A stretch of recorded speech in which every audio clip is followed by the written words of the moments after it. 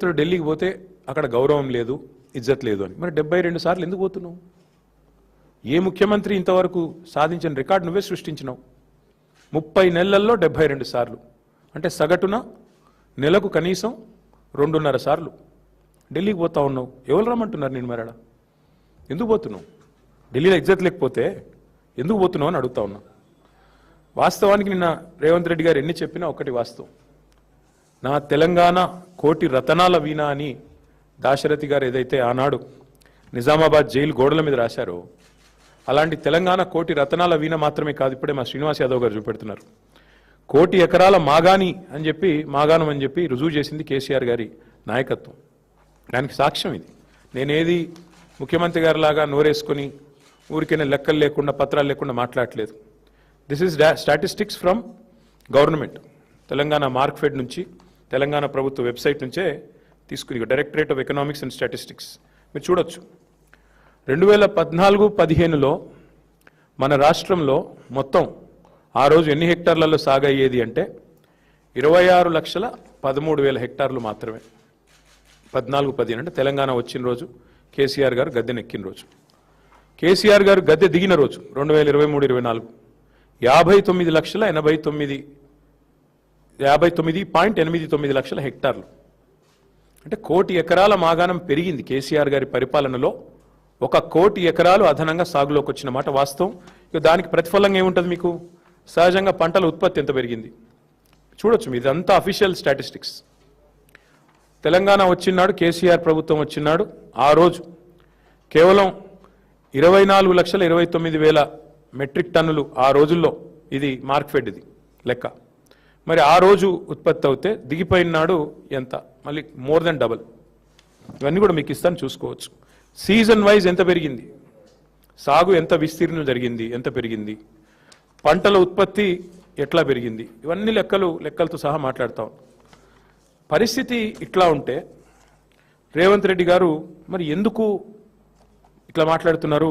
ఎందుకు పదే తెలంగాణ రాష్ట్రాన్ని అవమానిస్తున్నారు? మాకు అర్థం కావట్లేదు. అసలు ఢిల్లీకి ఎవరు రమ్మన్నారు నిన్ను? ఎవరు బతిమలాడుతున్నారు ఢిల్లీకి రానాయనా? నిన్ను ఇక్కడే ఉండు, 2.5 ఏళ్ళు ఇక్కడే ఉండి పరిపాలించు. ఆ మూటలు మోయకుండా, లుచ్చా మాటలు మాట్లాడకుండా మాట్లాడు, మంచి మాటలు మాట్లాడి 1,000 కోట్ల రూపాయలు ఢిల్లీలో సమర్పించుకోకుండా ఇక్కడే ఉండి మాట్లాడు. ఇంకా చండాలమైన మాట, తెలంగాణ వాళ్ళు అనగానే అసహించుకుంటున్నట. ఆయన అంటున్నాడు నిన్న, తెలంగాణ వాళ్ళు అనగానే అసహించుకుంటున్నారు. అసహించుకునేది నువ్వు చేసిన దివాలాకోరు రాజకీయం, నువ్వు చేసిన వెధవ పనులు, ఓటుకు నోటు కేసులో దొరికిపోయిన విధానం, ఇవన్నీ నేను చూడగానే గుర్తొస్తున్నాయి. దొంగను చూసినట్టు చూస్తున్నారు. అవును, చూస్తారు. దొంగను దొంగలాగానే చూస్తారు, ఇంకోలాగా చూడరు. దొరను దొరలాగానే చూస్తారు, దొంగను దొంగలాగానే చూస్తారు. That is the world. ఇవాళ వాస్తవం ఏంటి అంటే తెలంగాణను చూసి ముక్కున వేలేసుకుంటున్నారు, తెలంగాణను చూసి ఆశ్చర్యపోతున్నారు. కేంద్రం సహకరించకపోయినా, ఎట్లా తెలంగాణ వాళ్ళు ఒక జాతీయ ప్రాజెక్ట్ ఇవ్వకపోయినా ఇంత సాగు విస్తీర్ణం ఎట్లా పెరిగింది, ఇన్ని పంటలు ఎట్లా అద్భుతంగా పండిస్తున్నారు తెలంగాణ రైతులు, ఏం మ్యాజిక్ చేసింది తెలంగాణ? పీయూష్ గోయల్ మాటలు చెప్పాలంటే క్యా చమత్కార్ కరే బై తుమ్ లోగ్ అన్నాడు. అది ఇవాళ తెలంగాణను చూసి దేశం ఆశ్చర్యపోతున్న తీరు.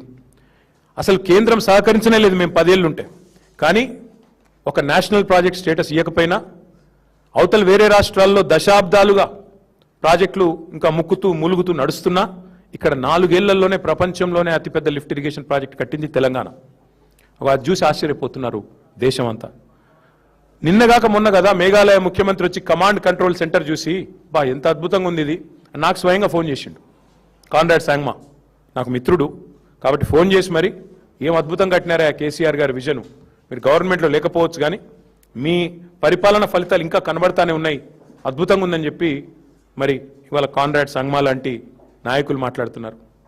సూపర్ స్టార్ రజనీకాంత్ ఏమన్నాడు హైదరాబాద్కి వచ్చి, ఇది హైదరాబాదా న్యూయార్కా అన్నాడు, యాదికుందా? ఫాక్స్కాన్ చైర్మన్ ఏమన్నాడు, ఇది ఇండియానేనా అన్నాడు. గట్ల ఆశ్చర్యపోతున్నారు తెలంగాణను చూసి. నీలాంటి సన్నాసికి అర్థం కాకపోవచ్చు తెలంగాణ గొప్పతనం కానీ తెలంగాణ యొక్క ఎదుగుదల కానీ నీకు జీర్ణం కాకపోవచ్చు. నీ అజీర్తి వల్ల వచ్చిన ఇబ్బందుల్లో నువ్వు మాట్లాడుతుండొచ్చు. కానీ ఒకటి వాస్తవం, 10 ఏళ్లలో కేసీఆర్ ఒక సింహంలాగా పరిపాలించారు. పరిపాలించి నా రాష్ట్రం, నా సొంత రాష్ట్రం, నేను పోరాడి తెచ్చిన రాష్ట్రం అన్న దాంతో పట్టుదలతో, ప్రేమతో, దార్శనికతతో కష్టపడి పనిచేసి అందరిని ఒప్పించి మెప్పించి నిర్మాణాలు చేసిండు కేసీఆర్. నీ వల్ల, నీకున్న ప్రాబ్లం వల్ల సహజంగా నిన్ను చూడంగానే పారిపోతారు, నిన్ను చూడంగానే అవమానిస్తారు, నిన్ను చూడంగానే ఒక దొంగ వచ్చిండ్రా అనుకుంటారు. అది నీ కర్మ, మేమేం చేయలేం దానికి. ఇవాళ తెలంగాణ వాస్తవంగా చెప్పాలి అంటే అప్పులు కాదు, మేము చేసింది ఎంత అప్పు అని వీళ్ళ దోస్తే అడిగిండు, ఎవరో కాదు. వీళ్ళ దోస్తు ఒక ఆయన ఉన్నాడు, చీకటి స్నేహితుడు, మాధవనేని రఘునందన్ రావు అని ఎంపీ, బీజేపీ ఎంపీ, చీకటి దోస్తు రేవంత్ రెడ్డి. ఆయనతో నేను అడిగిపించిండు, ఏంది అసలు అప్పులు ఎంత అని పార్లమెంటులో ఒక ఎంపీ గారు అడిగితే పార్లమెంట్లో కేంద్ర ప్రభుత్వం ఇచ్చిన, మీ బడేబాయ్ ఇచ్చిన సమాధానం, మీ పెద్దన్న, మీ బడేబాయ్ ఏం చెప్పినల్లా, కేసీఆర్ వచ్చిన రోజు అప్పులెంత, దిగిపోయిన రోజు అప్పులెంత అంటే ఇగో ఇది, this is the total picture presented to parliament by RBI by CAG. ఏమని చెప్పారు అందులో, కేసీఆర్ గారు అధికారంలోకి వచ్చిన రోజు 72,000 కోట్ల అప్పు రాష్ట్రం ఎత్తి మీద ఉన్నది. కేసీఆర్ దిగిపోయిన రోజు 3,50,000 కోట్ల అప్పు. Total public det of Telangana. ఇది పార్లమెంటులో సాధికారంగా కేంద్ర ప్రభుత్వం రిజర్వ్ బ్యాంక్ని అడిగి ఇచ్చిన లెక్క. నీ ఇప్పుడు అందులో ఏంటంటే విషయం, మేము వచ్చిన 72, మేము దిగిపోయిన నాడు 3,50,000. మరి అంటే ఎంత కేసీఆర్ చేసిన అప్పు, 2,78,000 కోట్లు. కానీ నీ పరిస్థితి ఎట్లుంది, నీకు వాస్తవాలు బయటకు వస్తే నీకు నచ్చలేదు, అందుకే నోటికొచ్చినట్టు ఎంత వస్తే అంత, ఒకరోజు 6 లక్షల కోట్లు అంటాడు, ఇంకో రోజు 7 లక్షల కోట్లు అంటాడు, ఇంకో రోజు 8 లక్షల కోట్లు అంటాడు. మరి నీ లెక్కలు నమ్మాలనా, లేక కాగ్ లెక్కలు, మరి ఆర్బీఐ లెక్కలు నమ్మాలా, పార్లమెంట్లో కేంద్ర ప్రభుత్వం చెప్పింది నమ్మాలా, ప్రజలు ఏది నమ్మాలా, ముఖ్యమంత్రి చెప్పు. తెల్లారు లేస్తే వెనకటికి ఎవడో మొహంబాలే తద్దంబాలు కొట్టుకున్నట్టు నీకు పరిపాలన చేతగాక గత ప్రభుత్వం మీద ఇంకెన్ని రోజులు ఏడుపుల్ని, ఎన్ని అబద్ధాలంటే నేను ఒకటే వేదిక మీద, ఒకటే వేదిక, ఇద్దరు ముఖ్యమంత్రి ఉప ముఖ్యమంత్రి, నెంబర్ 1 అండ్ నెంబర్ 2.